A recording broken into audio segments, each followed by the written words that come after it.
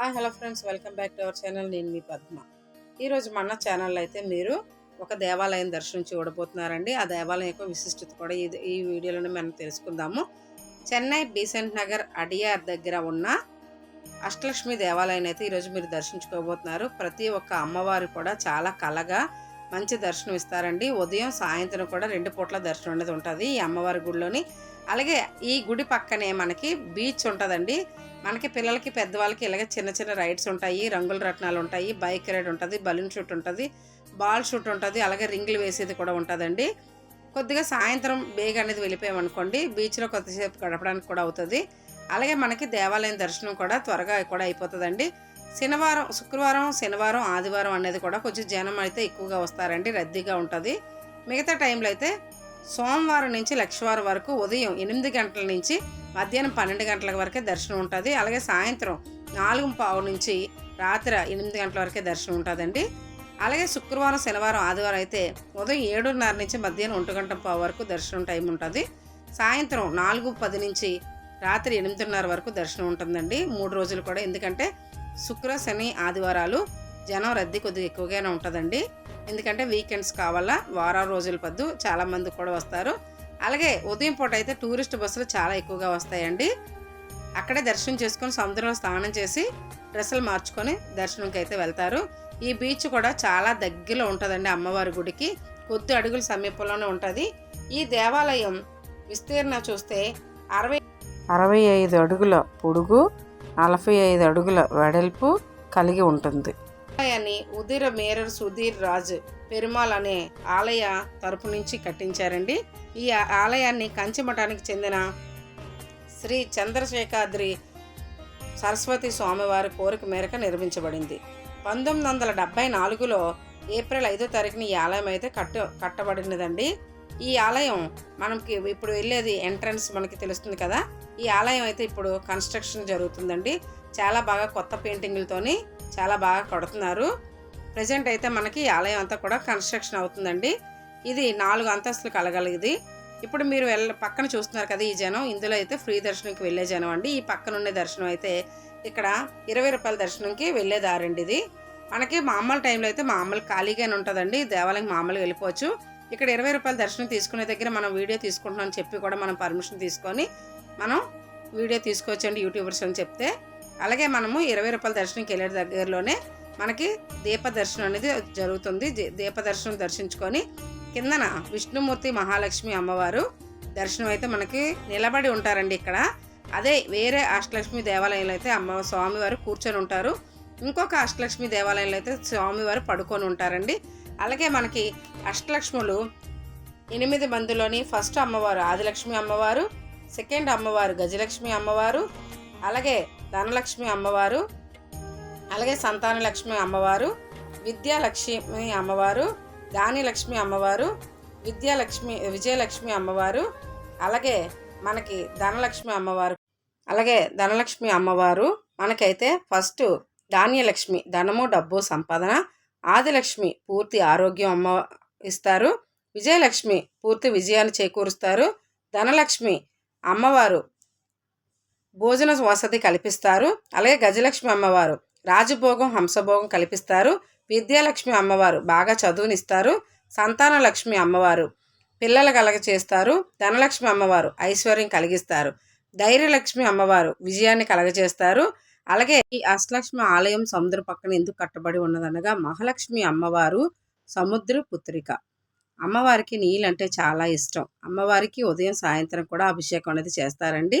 అలాగే అమ్మవారు కంచి శంకరాచార్యుల గారికి కల్లోకి వెళ్ళి మహాలక్ష్మి అమ్మవారు ఇలాగ ఆజ్ఞాపించారు, సముద్రం రాజపుత్రుని కాబట్టి సముద్రం పక్కన నా ఆలయం కట్టించాలని కోరగా ఆ శంకరాచార్యుల వారు అందరూ సమావేశంలోని మాట్లాడి అమ్మవారు స్వప్నంలో నాకు ఇలాగా చెప్పి ఉన్నారు, మహాలక్ష్మి అమ్మవారు అష్టలక్ష్మిలో దేవాలయాన్ని పలానా చోట కట్టించాలని చెప్పారు అనగా అప్పుడు ఈ ఆలయాన్ని 1974లో ఏప్రిల్ 5వ తారీఖున శంకుస్థాపన చేసి కట్టించారు. ఇలాగా ఈ అష్టలక్ష్మి దేవాలయం అయితే ఎప్పుడూ కూడా పూర్తి నిర్మాణంతోనే ఉంటుందండి. పాతగా పడకుండా కొత్తగా పనులు చేస్తుంటూ ఆలయాన్ని అయితే చాలా బాగా కడుతూ ఉంటుంటారు. ఎప్పటికప్పుడే రంగురంగు పెయింట్లు కూడా వేస్తుంటారండి. ఎప్పుడూ కూడా నిత్య పూజ అనేది ఉంటుంది. అలాగే నవరాత్రుల పూజలు అయితే చాలా బాగా చేస్తారు. అలాగే ఇదే ఆలయంలోని మనం దశావతారాలు చూడొచ్చండి. విష్ణుమూర్తి అవతారాలు అన్నీ కూడా ఉంటాయి. గురువాయూరప్ప ఉంటారు, అలాగే గణేశుడు ఉంటారు, ధన్వంతరి ఆంజనేయ స్వామి కూడా మనం దర్శించుకోవచ్చు. చెన్నై బీసెంట్ నగర్లో ఈ అష్టలక్ష్మి ఆలయాన్ని దర్శించుకున్న తర్వాత మనకి బయటకు వచ్చే దారిలో ఆంజనేయ స్వామి గుడి పక్కనే మనకి ప్రసాదాలు ఉంటాయండి. ఇలాగే చక్కెర పొంగలు, పులిహోర, అలాగే చక్రాలు, లడ్డూలు, అరిసెలు అన్నీ కూడా ఉంటాయండి. ప్రసాదం ఎవరెవరు ఏ ఇష్టపడి తీసుకుంటారో ప్రసాదం ప్రతి ఒక్కటి కూడా తీసుకొని ప్రతి ఒక్కరు కూడా పంచుకుంటారు. అలాగే ఈ గుడిలో చక్కెర పొంగలి, పులిహోర అనేది చాలా బాగుంటుందండి. అలాగే ఈ గుడికి రావాలనుకున్న వాళ్ళు కూడా మనకి బైకు లేదంటే బండి ఉన్నవాళ్ళు లేదంటే కారు కానీ బుక్ చేసుకొని ఆటో, బస్సు వసతి అన్నీ దగ్గరలోనే ఉంటాయండి. బస్సు అయితే ఒక 1/2 కిలోమీటర్ నడవలసి ఉంటుంది. అదే కానీ బైకు, కారు, ఆటో అయితే మనకి గుడి ముందునే దింపుతారు. మనం టికెట్ తీసుకొని కూడా లోపలికి వెళ్ళవచ్చు. లేదు అనుకుంటే ఫ్రీ దర్శనం కూడా ఖాళీగా ఉంటుంది. అదే మధ్యాహ్నం టైంలో అయితే అన్నదానం కూడా ఉంటుందండి ఇదే ఆలయంలోని. చాలామంది టూరిస్టులు వచ్చినప్పుడు కూడా టూరిస్ట్ జనాలు చూసుకొని కూడా మనకి అన్నదానం అయితే ప్రతి ఒక్కరికి కూడా పెడతారండి. టూరిస్టులు వచ్చిన దాన్ని బట్టి కూడా అన్నదానం అనేది ఎక్కువ మందికే పెడుతూ ఉంటారు. ప్రతి ఒక్కరు కూడా మధ్యాహ్నం అయితే అన్నదానం భోంచేసి అమ్మవారి దర్శనం చేసుకొని బీచ్లో కాసేపు కూర్చొని సరదాగా అయితే ఎంజాయ్ చేస్తారు. ఇదైతే అండి అష్టలక్ష్మి అమ్మవారు అని ఎందుకు అన్నారంటే అష్టదిక్కులు అన్ని అష్టాంగ వింగ విమానం అని కూడా అంటారండి ఈ అష్టలక్ష్మి అమ్మవారి దేవాలయాన్ని. నాకు తెలిసినంత వరకు అయితే నేనైతే ఈ ఇన్ఫర్మేషన్ ఈ వీడియోలో అయితే మీకు చెప్తున్నాను. అలాగే మా ఫ్రెండ్స్తో నేను వెళ్ళడం వల్ల నేను చాలాసార్లు వెళ్ళానండి, కానీ ఎప్పుడైతే వీడియో తీయలేదు, ఫొటోస్ అయితే తీయించుకున్నాము. ఈ వీడియో తీయడానికి కూడా స్పెషల్ కారణం ఏంటంటే మా ఫ్రెండ్ హైదరాబాద్ నుంచి వచ్చారండి, వాణి గారు.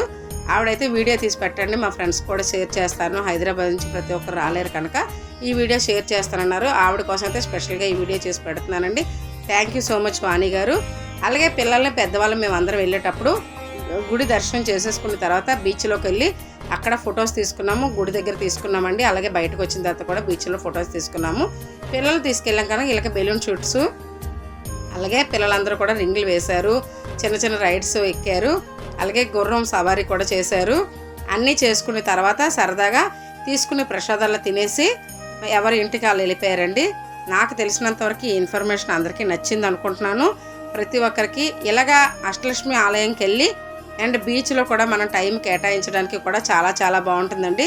మనకు తెలియకుండా టైం అయితే గడిచిపోతుంది. చాలా సాయంకాలం అయిన కొద్ది కూడా జనం ఇంకా ఎక్కువ రద్దీ పెరుగుతూ ఉంటుంది. శని ఆదివారాల్లోనైతే ఇంకా జనం ఎక్కువగా ఉంటారండి. శనివారం అయితే కొంచెం రద్దీ ఎక్కువే ఉంటుందని చెప్పొచ్చు. శుక్రవారం, ఆదివారం కన్నా శనివారం అయితే రద్దీ ఎక్కువగా ఉంటుందండి. అందుకని జనం మీరు వెళ్ళి దర్శనం చేసుకోవాలనుకుంటే మార్నింగ్ పూట అయితే చాలా బాగా దర్శనం అవుతుంది. లేదా ఈవినింగ్ వెళ్ళాలనుకుంటే 4 గంటల తర్వాత ఫస్ట్ దర్శనం ఉంటుందండి. ఇదైతే నాకు తెలిసిన ఇన్ఫర్మేషన్ వరకు నేను ఇచ్చాను. ఈ వీడియో అయితే ప్రతి ఒక్కరికి నచ్చింది అనుకుంటున్నాను.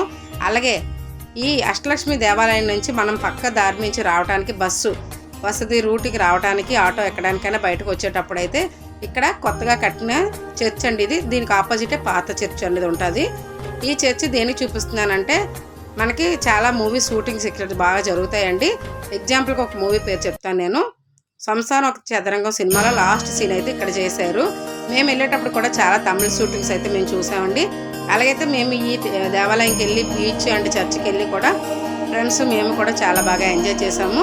అలాగే చూసిన ప్రతి ఒక్కరికి ఈ వీడియో అయితే నచ్చుతుంది అనుకుంటున్నాను. చూసినప్పుడే లైక్ చేసి షేర్ చేసి సబ్స్క్రైబ్ చేయండి. మీ ఫ్రెండ్స్ అండ్ రిలేటివ్ కూడా ఈ ఆలయం కోసం చెప్పి షేర్ చేయండి.